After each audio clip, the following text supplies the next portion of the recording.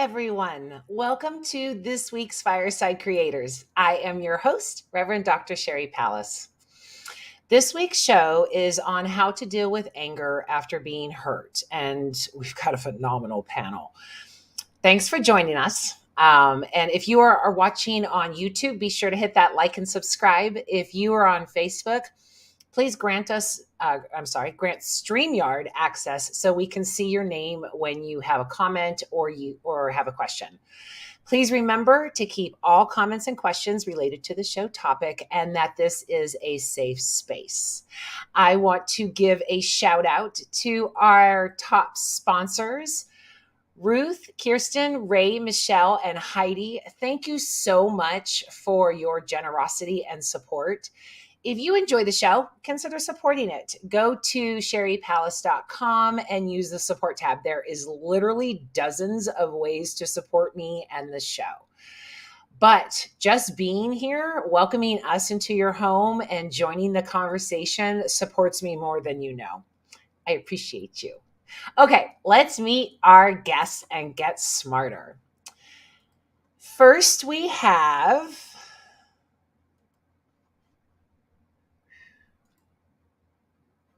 Oh, I'm just not on top of it tonight. Knew I was forgetting something. There we go. Chrissy Shavasu is an outreach and development worker with transgender, intersex, and non-binary people employed by St. Columba's United Reformed Church in Oxford, England. She is 63 years young, trans, and has spent a lifetime trying to love God and everyone she meets after encountering Jesus as she lay dying in the gutter of Old Delhi, India. Opium addiction had reduced her to begging and homelessness. She finds Christ in the face of friends and strangers, but especially in the lives of the marginalized and oppressed. Welcome, Chrissy. Good to have you back. Hi there. Good to be back. Lovely to see you. Likewise. In the show. Next, we have, not yet Meredith. There we go. Beth Freeman. Beth spent nearly 20 years in marketing, followed by 10 years in education.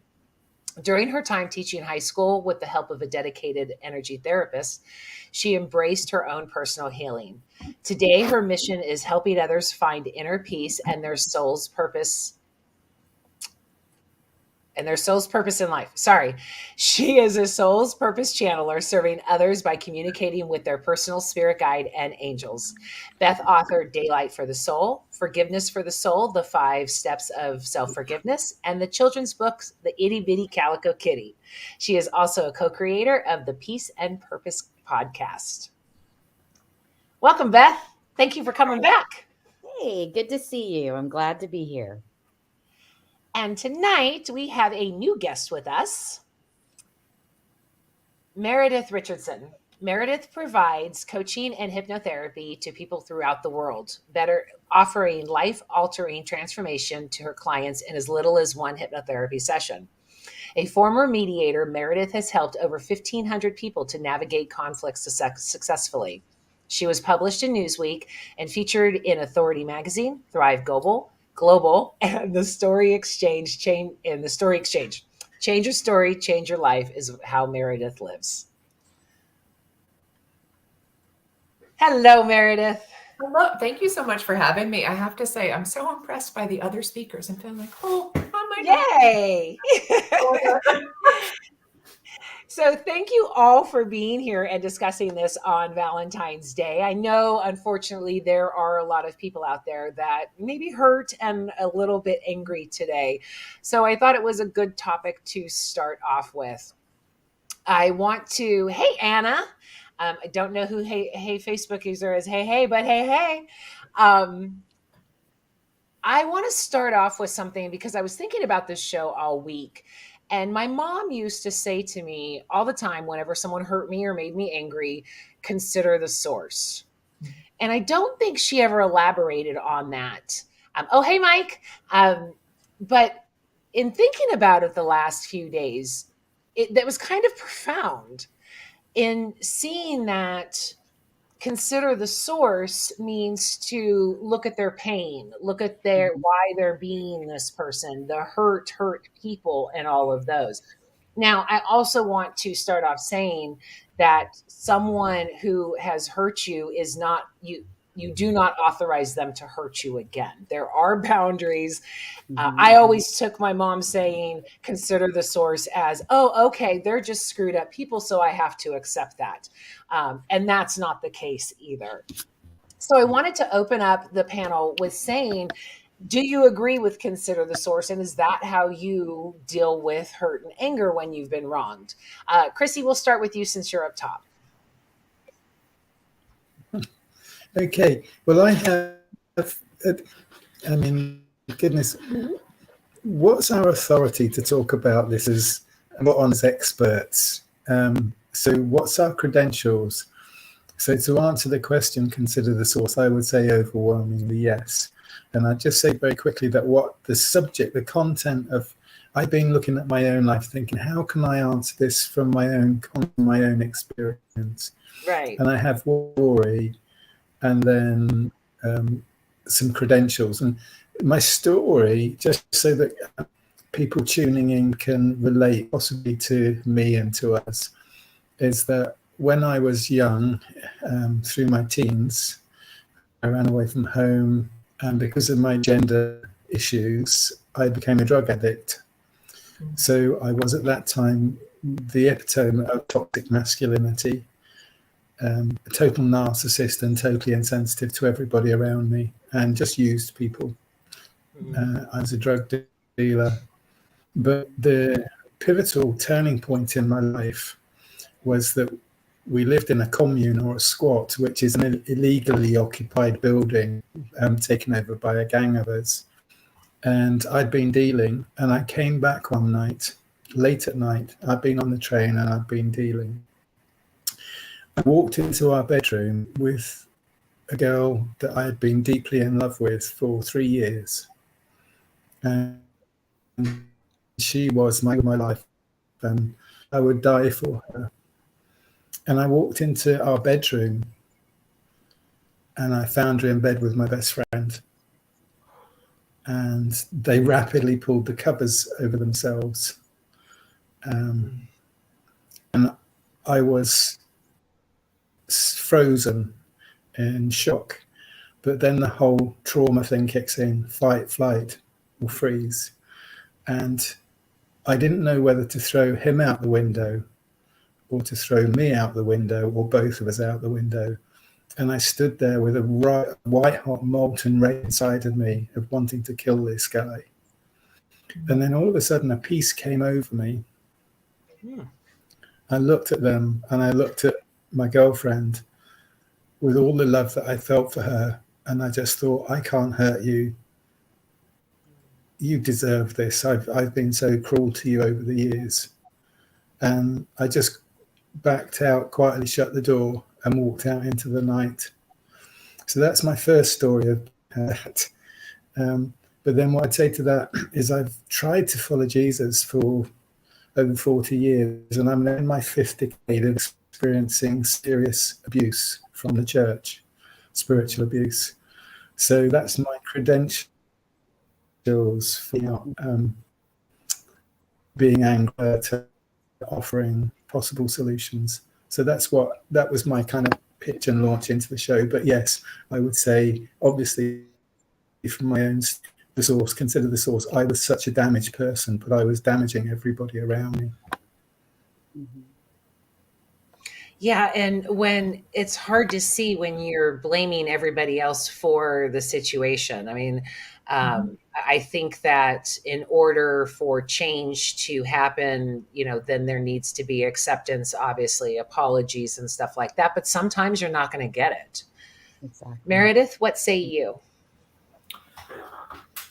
So I think consider the source is a hard one for me because it feels judgmental. So if that were said in my old circle in terms of working with lawyers and the rest, consider the source was a way to dismiss people right? It was a way to be like, oh, but they belong in a box and it's not a nice box.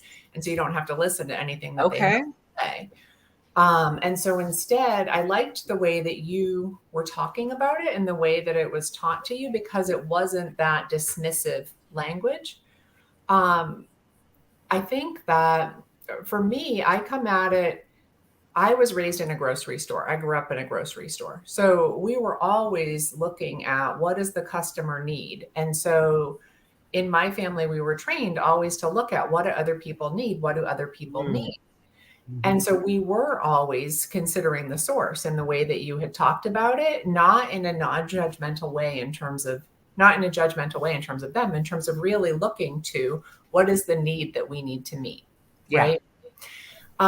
And so that's what I brought into being a mediator as well. So going in the middle of people's conflict, I was always looking at, I'm going to find your best self, because everybody has a best self in I like there that. somewhere, right? Mm-hmm. And so my job for me was to help people at the worst times in their lives to go back to their best selves and make good decisions based on what they would do as their best selves.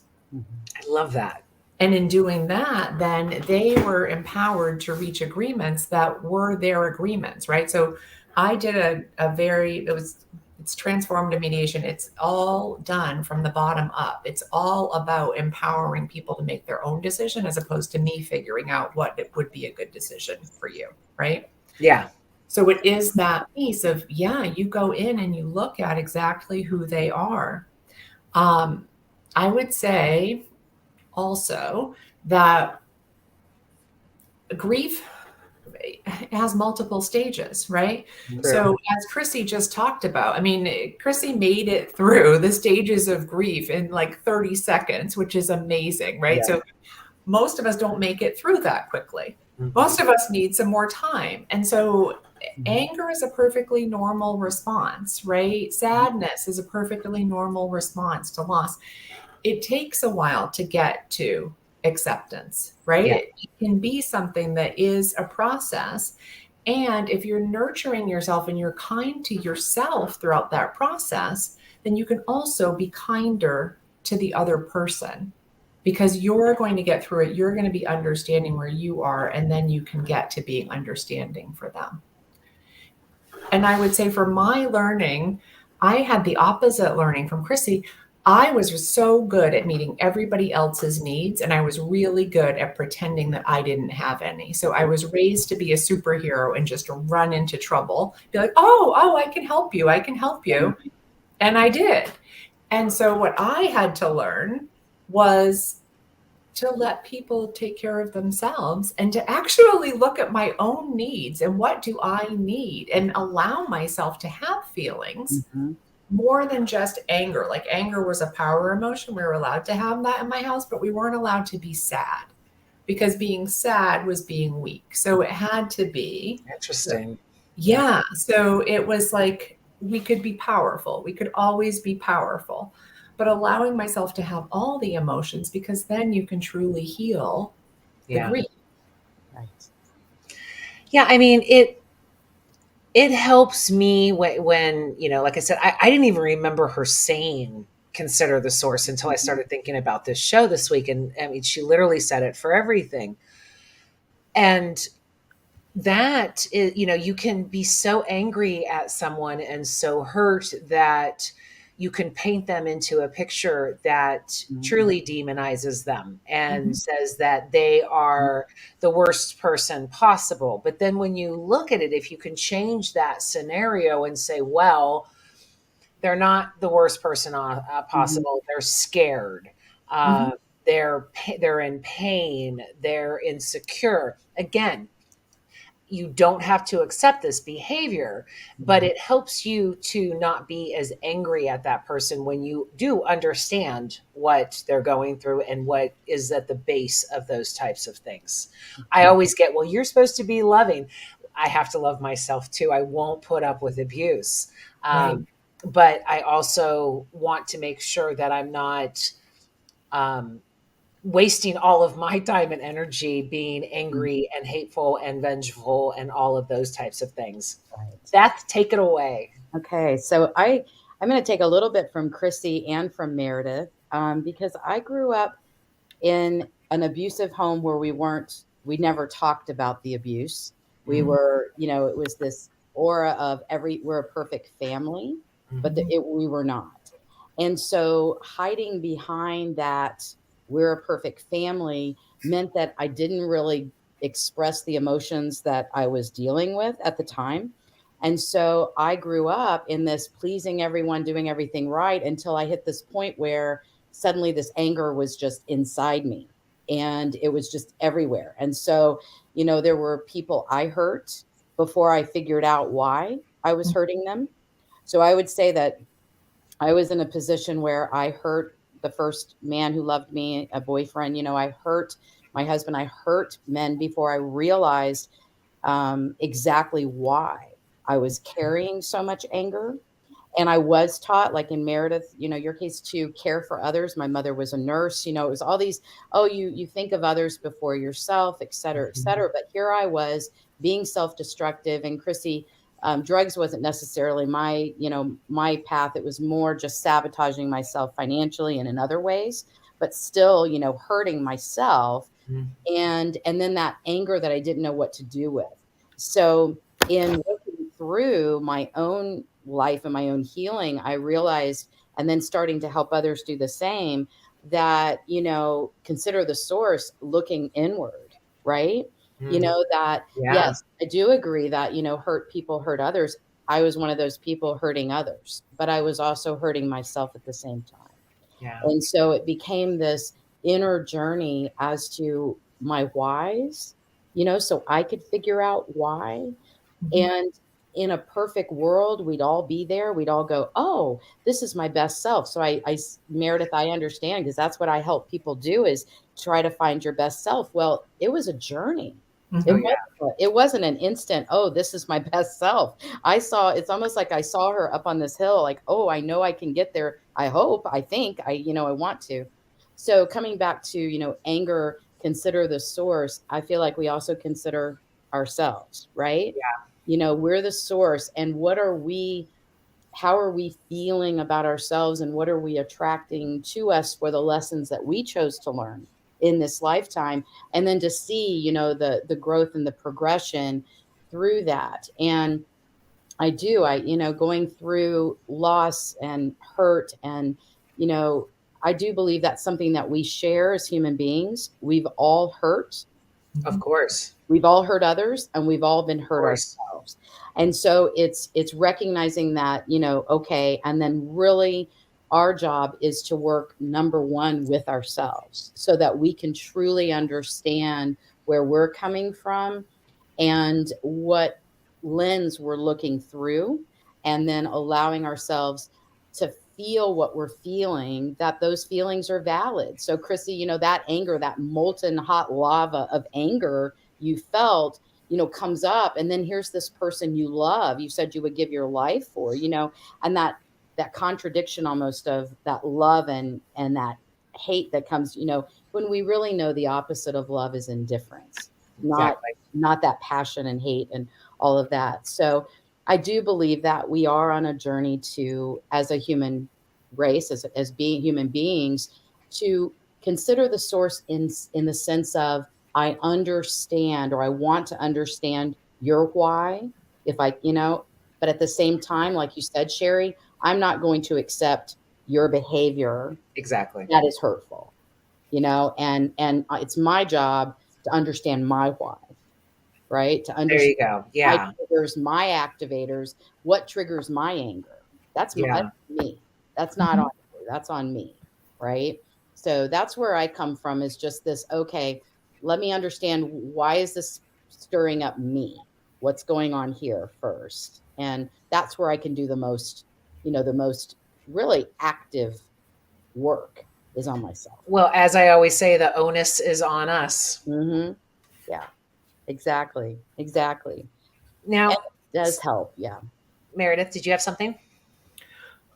And I was just going to piggyback on that in terms of, I I agree wholeheartedly with everything that Beth has said. I mean, it is about when you're in conflict, right? Mm-hmm.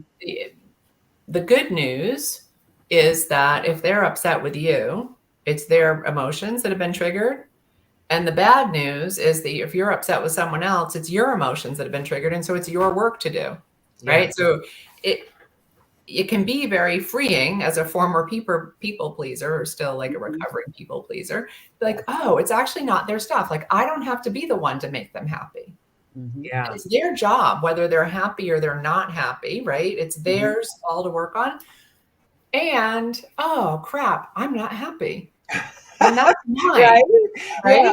So Now I it have to do some work. right. Now I have to do some work. And I have to think about, like, Mm-hmm. is this something where I need a boundary, like you were saying, Sherry? Or is this something where I'm overreacting and so I have some work to do? Is it, is it a both and? Like, what is it when I do the deeper dive for what I'm responsible for, which is me in the present moment? Right. Always. I agree. One theme that comes through in what both Meredith and Beth, what you've both shared, is that in a sense what we're talking about, how to deal with anger after being hurt. Well, we're not talking about minor hurts, are we, tonight? We're talking about serious hurts. And therefore we're talking about trauma. But we're also talking about, when we talk about our best self, I mean, I didn't feel I had a best self, certainly until that time, and for long after. So I didn't have the best self to relate to. But what we are talking about is that all of us, when we're dealing with our anger after being hurt, there's actually an inner child in us all. Yes. And it may not be the immediate abuse that we've experienced, the immediate pain that we've experienced, that's the real problem. The real problem is that we have a history of having been abused, and we're living with trauma. So I think one of the things I've realized after 42 years of pastoral ministry is that it's probably only in the last decade that we've really started to talk about trauma and trauma-informed counseling. Yes. And so the complexities of when we're angry, that trauma is not primarily emotional, it's not primarily intellectual. The surge that we feel of anger or in abuse is actually primarily physical, in the brain get traumatized and releases stress hormones, epiphedrine, which is the precursor of adrenaline, cortisol, which is a stress hormone, and then adrenaline. We're immediately faced with what we've been hurt is this inner surge of chemicals which send us into fight, flight, or freeze. I start to shake. And so is that if we've got a history of having been hurt, it gets harder and harder to deal with. And so what we're doing is, I guess we're all learning in our own different ways how to take hold of the inner child in ourselves or in others and walk them back through their lives and help them to realize where they've been hurt. They have a history of hurt. And then developing the techniques we use in psychotherapy, counseling, yoga, meditation, mindfulness, faith, prayer, of helping them then step out of that and find the ways to then deal with the surge of adrenaline that they get, which is behind the anger or the fear. Because we could equally experience fear when we've been hurt. Totally. And so when I walked out of that room with my girlfriend, I was actually in a state of frozenness and shock. But just to fill you in, I hadn't overcome the issue. What I then did was I went into a spiral of self-hatred and blamed myself for everything in this life. And then tried to start taking my own life for a number of years. So I internalized my rage, all into self-blame, all into self-hate. And it took me another few years before I began to get some semblance of having any sort of better self. because my inner child was destroyed from such an early age.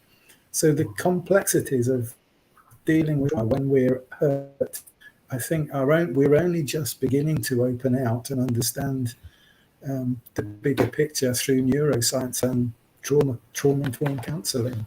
Counseling. And Chrissy, I'd like to piggyback on what you just said, that I feel like that what you just said is the key, and that is, in whatever way you choose, to really work on healing that inner child, and to understand that that reaction isn't necessarily coming from the present you, right? It's, there's, in me, there was a 4-year-old little girl, or maybe it was a 15-year-old who was processing as, as that child. What I've often said is that we're every age we've ever been inside us. Even if it's not in our conscious memory, we're every age we've ever been. And so, one of the ways that we begin to really heal that inner child is to listen, to hear, to acknowledge and say, okay, what do you need? And that I found that we can be that loving, whether it's a loving parent, loving nurturer that maybe we didn't have when we were a child, that we can be that for that child, and developing that relationship so that we can work towards eliminating the trigger, the activator.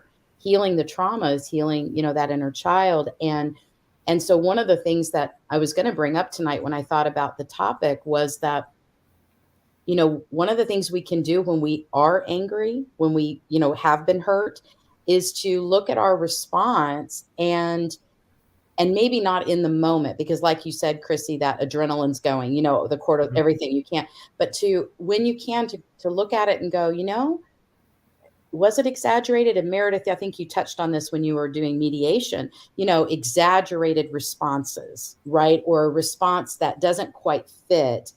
That's usually an indicator that it's not just the present hurt that you're responding to, right? Yeah. That's coming from the past. And so that's kind of our clue. Okay, this is compounded. It's what I would call compounded anger, compounded hurt. And I agree, Chrissy, too. I believe all negative emotion is rooted in fear. And that fear is, that we are not enough, that we are not lovable, worthy, whatever that feeling is for all of us, that, we get angry. And then it's to look beneath that, is it just the present, or is this that compounded?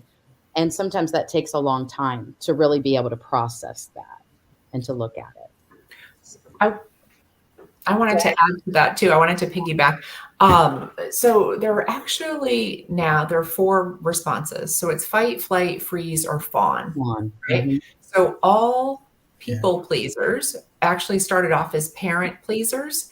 And if you look at why it's so important to you to read the room and to be able to please people, often it's because you're a high functioning, anxious person who had to learn to read your parents really quickly all the time, right? So in the time when I was a mediator and a guardian ad litem, we just started talking about children having PTSD. And so it used to be, children are resilient, they're fine, it's something that just happens, right?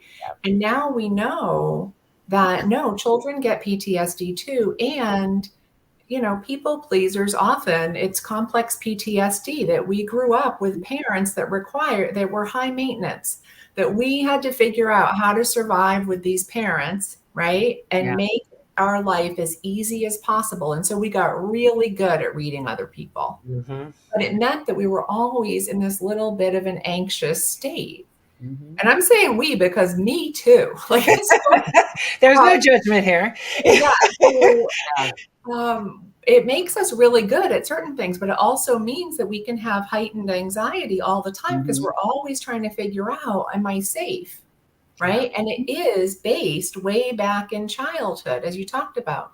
So now when I do hypnotherapy with people, it is having them meet that younger version of themselves.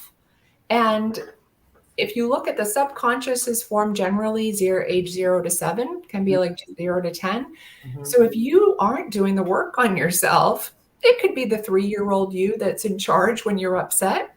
right? And if you Totally. look at it like, oh, I'm throwing a giant temper tantrum. Well, that's not me as a wise adult in my 50s, right? That is somebody else that's way back there. Yeah. And healing that then can mean that you interact with the world completely differently. Completely different. And absolutely, when you're triggered by something, so for me, I've had some like physical trauma in my life. So I had a bit of a stalker situation, and I ended up feeling very anxious. And even though intellectually I knew he wasn't actually going to physically hurt me, and if he did, I thought I can probably beat him up. Like, so it wasn't like I can take him. I did. I thought that. But at the same time, it made me really anxious. And so I ended up going to therapy, but it wasn't really about him, right? He was triggering like old stuff from back here. And I've also been through an attempted kidnapping, which is what led to me to change my life. And that one, I was like, oh no, this fear is valid. Like this was a biggie and this is unsafe. But the reality is it lasted much longer because it was still triggered from way back there, right? So it is about changing our stories about how we learned the world worked when we were just little people. And sometimes, it's what we learned as an infant.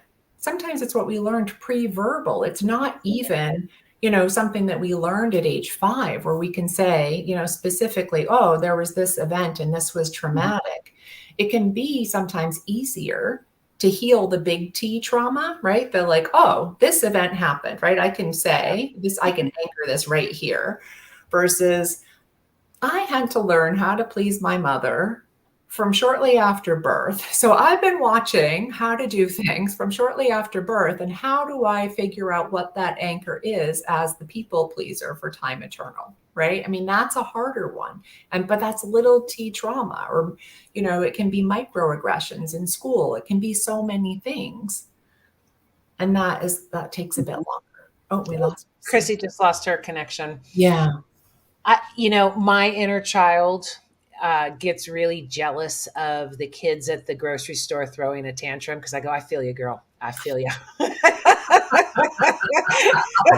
I feel you. I wish I could throw myself on the ground and just throw a tantrum sometimes. Like, enjoy it while you're young. You have no idea the power of that. But what happens when we're angry at ourselves? Like, I knew better. I should have gotten out of this situation. I should not have made those decisions. I shouldn't have trusted that person. I mean, all of the times, like, I find it so much easier to forgive somebody else and forgive them and move on my way.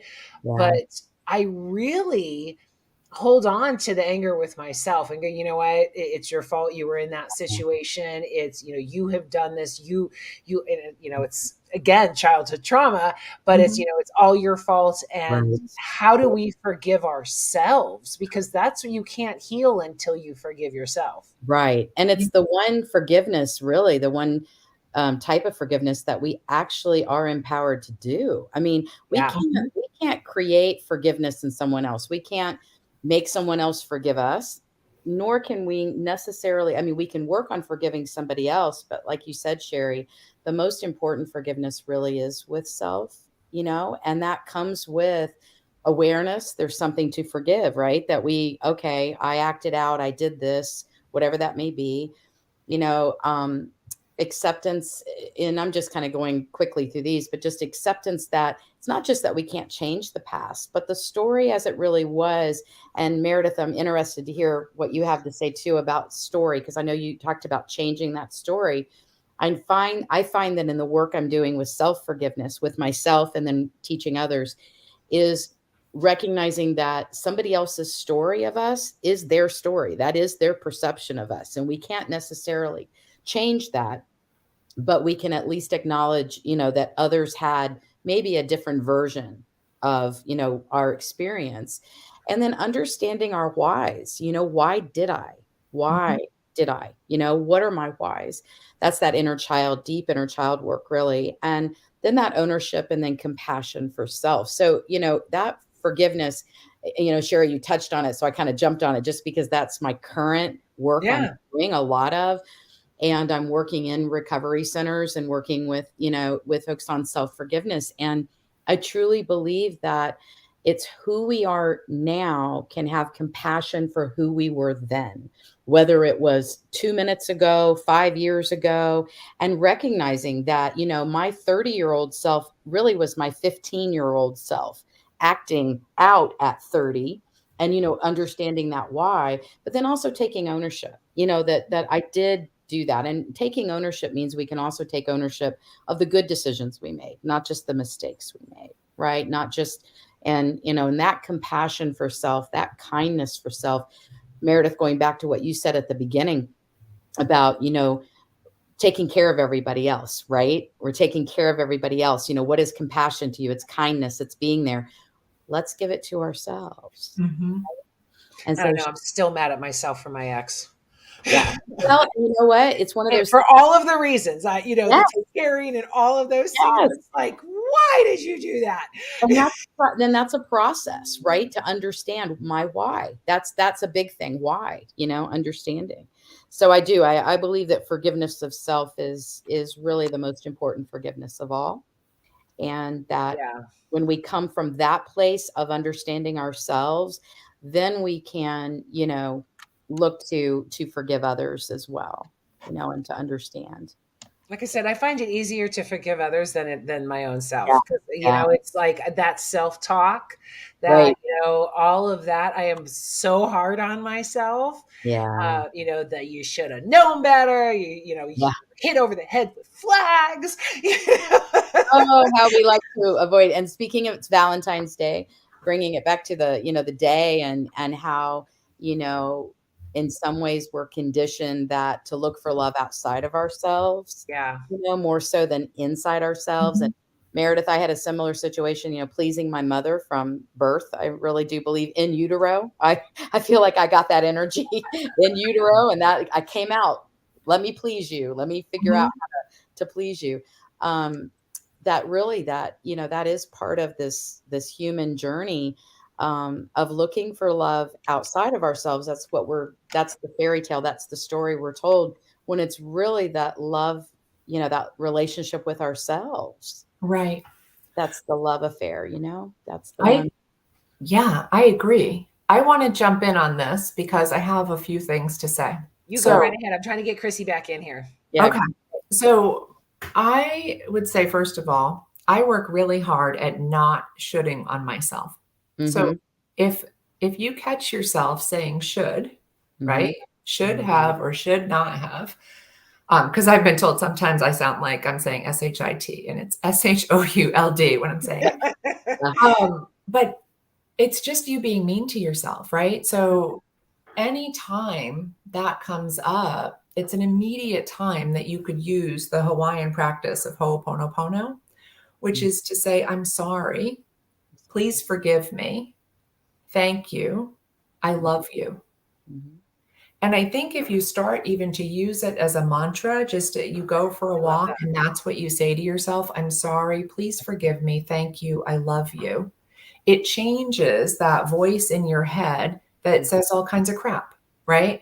So now all of a sudden you're treating yourself with loving compassion. And I think that part of the reason that it works so well is because it's saying the things that we all need to hear, but we may never have heard from the people that we needed to hear it from most, Right. including ourselves, right? Yeah.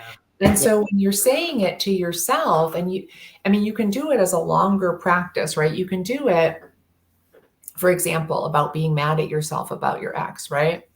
You could do it as an apology to yourself for having even gotten together with this person, right? And you could do a heartfelt apology instead of I should have known better, right? A heartfelt apology, asking for forgiveness, and really talk through why you thought this was a good idea at the time and why you did it at the time.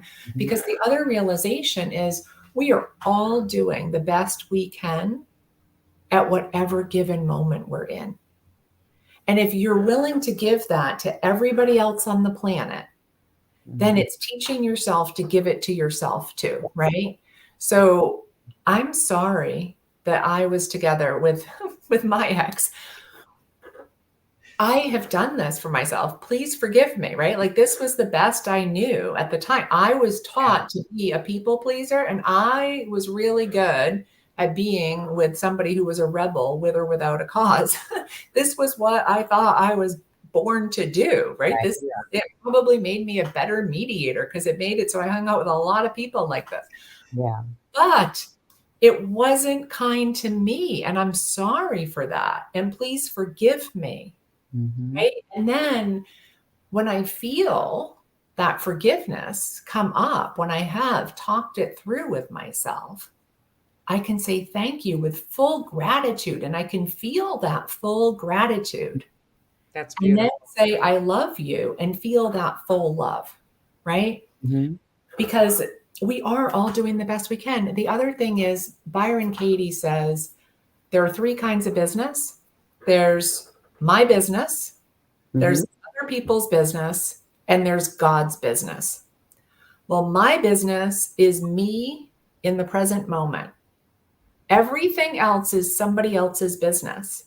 If it's what happened in the past, you have no control over that. You have no ability to fix it. So let it go. It's God's business. It just can't be yours. There's nothing to be done with it. It's gone. If it's going to happen in the future, again, it's God's business. You don't control the future. You only control yourself in the present moment, right? And if someone else is doing something that you don't like, it's their business. So if you can just stick to your business, and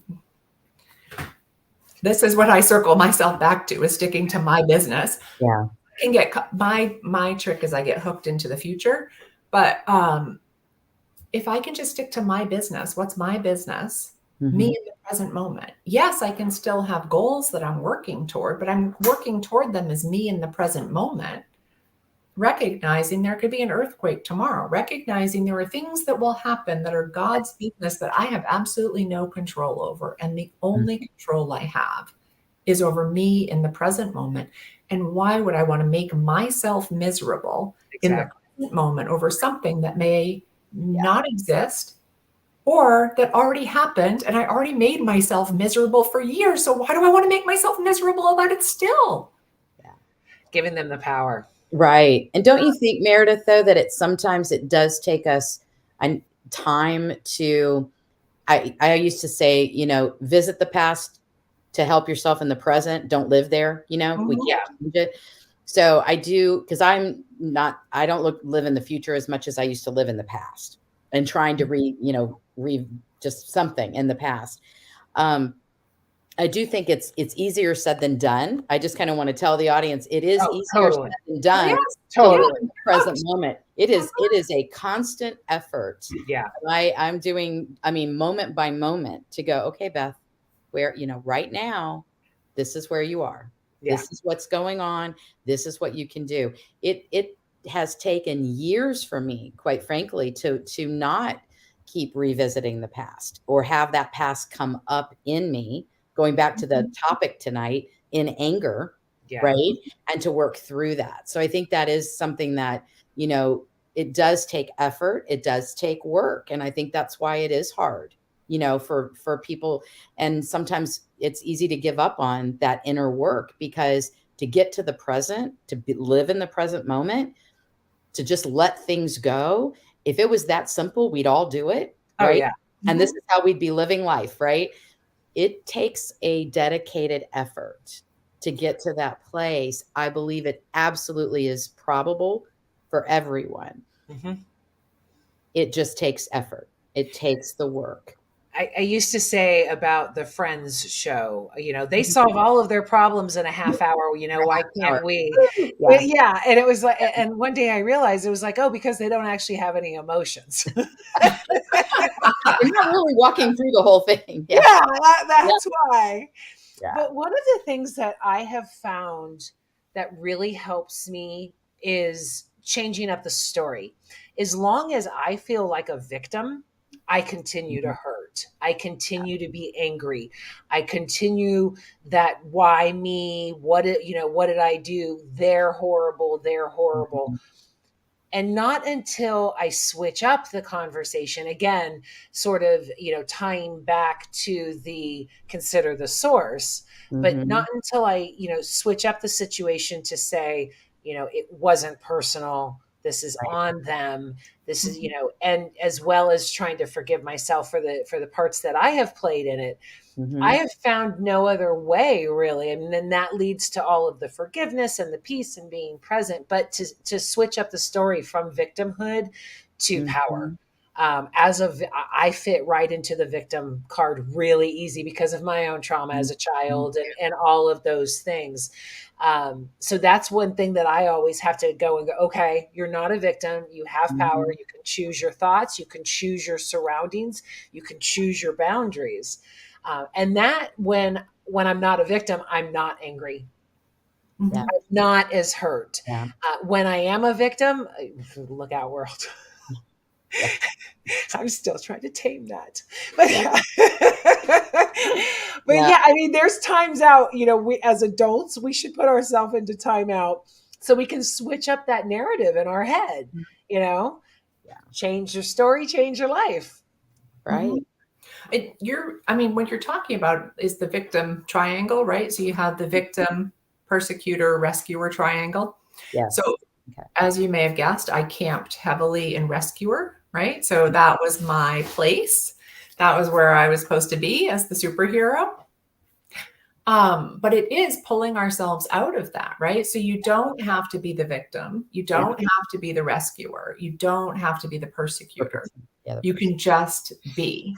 And it is so much easier to say that than to actually be in that moment when you are triggered Yeah. into, Absolutely. right, Yeah. persecutor or Absolutely. rescuer. And then to say, oh, yeah, I'm just in this moment and I'm actually, wanting to do this. And it doesn't have anything to do with what I should be doing as my wise adult self. I'm Yeah. just running around the And triangle. that should remember Uh-huh. the should let go Yeah. of should. Yeah. I've said that to a lot of clients over the years.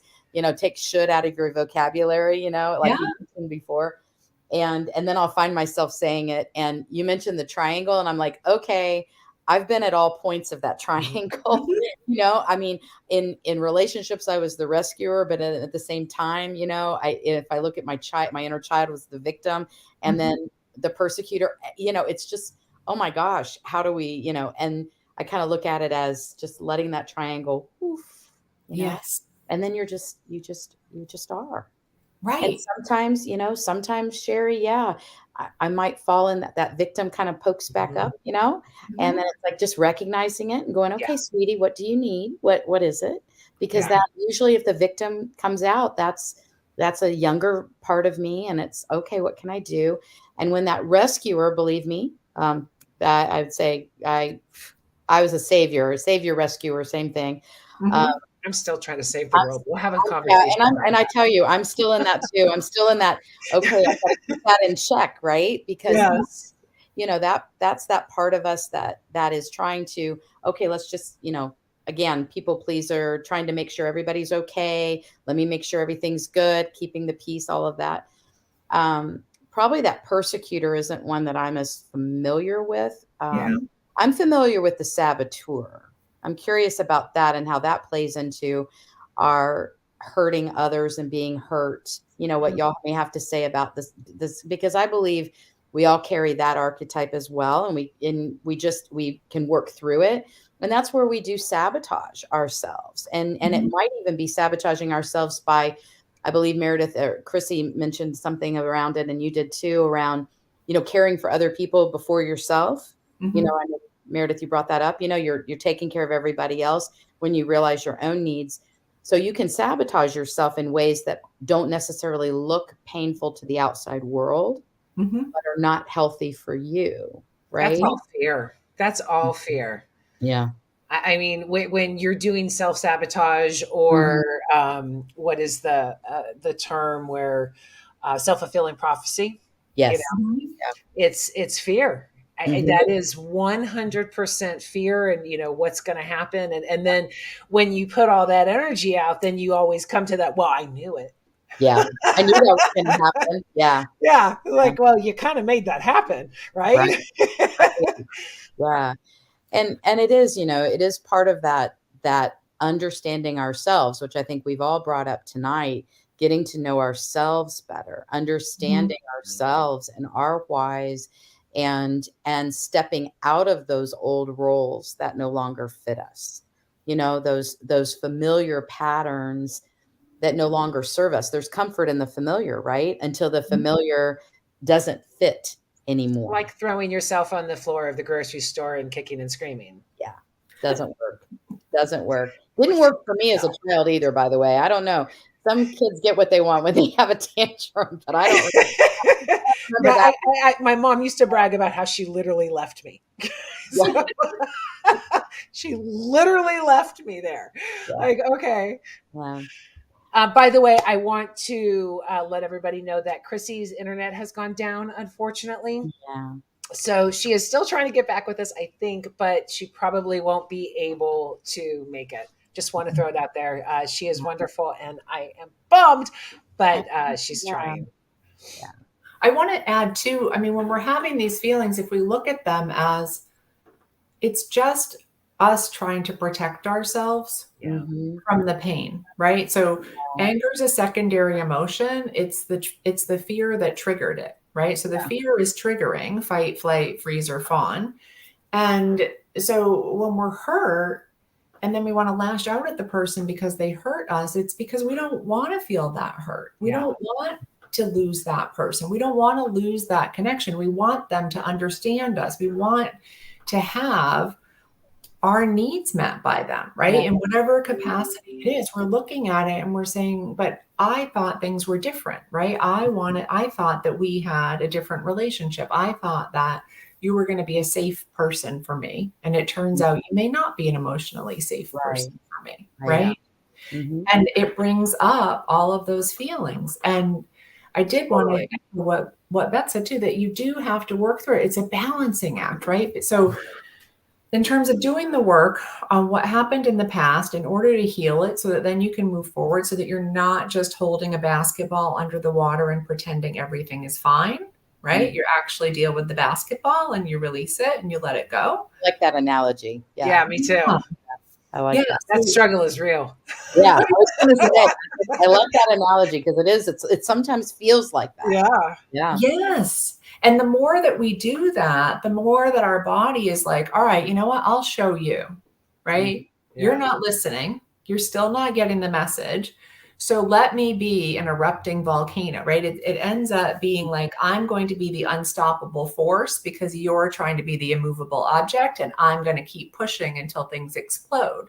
Right. So we have to do the work on ourselves, or else we go around just erupting with things that it doesn't serve us, but we don't know how to do differently. And I think the other piece that we haven't talked on yet, that I know I've gone through in my own journey the last few years, is that when we grow, we can lose people that we love because we don't interact with the world the same way that they do anymore. So people that we didn't need boundaries with before, or that we did, but we didn't know, right? Right. Now we're like, no, I'm healed enough to know you need a big boundary. Like I'm healed enough to know we need a box, right? Right. And there's kindness sometimes. Yeah. And there's a grieving process that happens with that too, because we want them to evolve with us. We want to still be in loving relationship with them. Even though it was completely dysfunctional, loving relationship that stressed us out completely, right? We don't want to be the people that can't get along with their family. We don't want to be the people that got a divorce. We don't want to be the people that, lost our best friend. We don't want to be the people, there's all of these stories of what we don't want. But it's perfectly normal to outgrow people. And it's perfectly normal to set healthy boundaries when you realize that they're not so healthy, right? Exactly. And you can set those healthy boundaries and still hold them in your heart and still be like, they're doing the best they can at the present moment. Mhm. And if I actually respect their ability to do the best they can in the present moment, if I actually am looking at exactly what they have the capacity to do right now in the present moment, if I'm not in my, oh, he's a fixer-upper, I can make him better, right? If I'm just looking at, this is who this person is in the present moment, then I can set healthier boundaries because I'm only responding to who they are and what they're showing themselves to be right then and there, as opposed to reacting with the fight, flight, freeze, or fawn, trying to figure it all out. To figure it out. Yeah. I'm glad you brought that up because I agree. As we grow, as we evolve, sometimes, and not even necessarily conflict ridden, people just seem to, you just kind of step away, and it's very loving. Sometimes it's just distance is created. I know sometimes it can be uncomfortable sometimes, but not necessarily with conflict. And, I know I had a history of falling in love with the potential of someone. Totally. The potential. And when we can be in that present moment and see the reality and go, you know what, I can give you space to be you. I don't necessarily have to be in there with you, Right. And in my case, like, I don't have to fix you. It's not my job to fix you or to be the practitioner or the therapist or it's not my job. Right. For me, Yeah. it always, once I was empathetic, trauma dog. Once I was empathetic, it kind of justified their behavior and it made me accepting. But putting boundaries down of, I will not be treated this way. You can be you, you can do you, but I won't be treated this way. Caused a lot of people to leave. It was Yeah. painful. And I still every day need to struggle with, I'm sorry, I'm more worthy than you are treating me. And just having that self-respect that I lacked so much in my life enables those boundaries. They're hard to put in, and they usually result in a lot of anger first. But I have grown to realize that I am truly the only one that can protect me. Yes. Yeah. Yeah, that's beautiful. Yeah.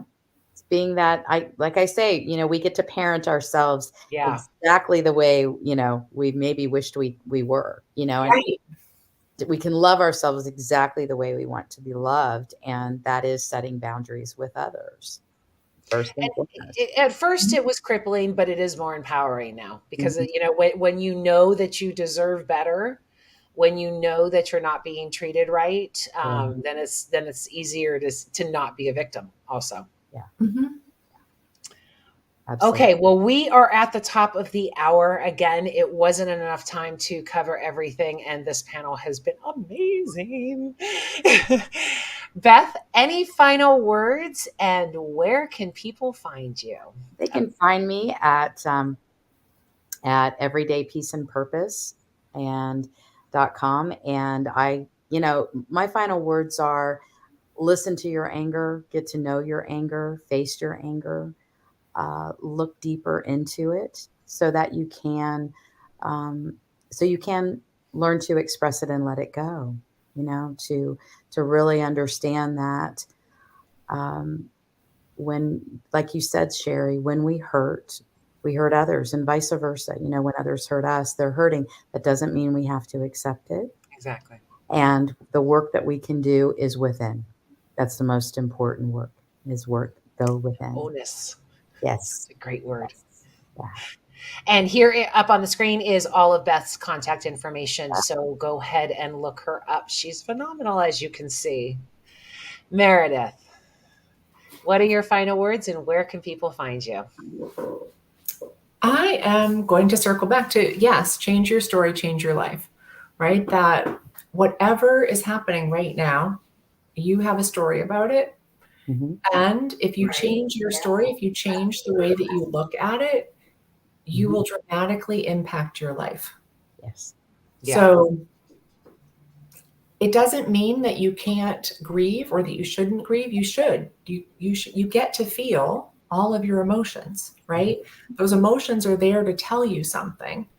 And you also get to let go of them because you only have one life plan that's promised to you, right? And so you have control over you in the present moment. And if you're upset about something that happened years ago, it's you that's impacting you in the present moment, getting upset about that, right? So the more that you can do to let it go, not stuff it like the basketball, but let it go, the better your life will be, because you do deserve to have joy in your life. You do deserve to have a happy life, and you do have the ability to create that for yourself. Yep. I love that. Me too. So Yep. thank you. It's been so wonderful. And if you want to reach me, I'm at meredithlrichardson.com. And I have a therapy link there. Okay. Well, I'm going to send you ladies backstage. So stay there and I will be right there. Okay. Yeah. I'll see you in a minute. All right, Thank bye. you so much. This has been Thank fabulous. you. I do want to put something up for Chrissy since she wasn't able to get here. This is her book. It's available on Amazon. Go buy it. It's phenomenal. And so sad she couldn't be there for the whole show. But I thought the show was phenomenal. And one of the things that I didn't get to say that ties in with everything is that our trauma and our wounds are like an actual wound. So when someone pokes their finger in your wound, it's going to hurt. You're going to blame them, but it's actually the wound that gets you. That's where the pain is. That's where the anger is. That's where that resides.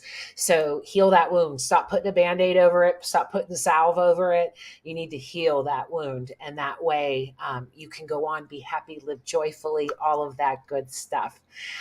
We will go to an after show. Find the link in the VIP. I see a lot of people are talking about it. You guys have a bunch of stuff to say. So join us in the VIP. If you're not a member of the VIP, it's $3 a month and you get to come backstage, come on camera and talk to all of our guests. So I will see you next week. There's a show next week. I'll tell you that. But you'll see the postings. You'll see what it is. Happy Valentine's Day. And thank you for being here. As always, walk in love. Mwah! Bye. See you next week.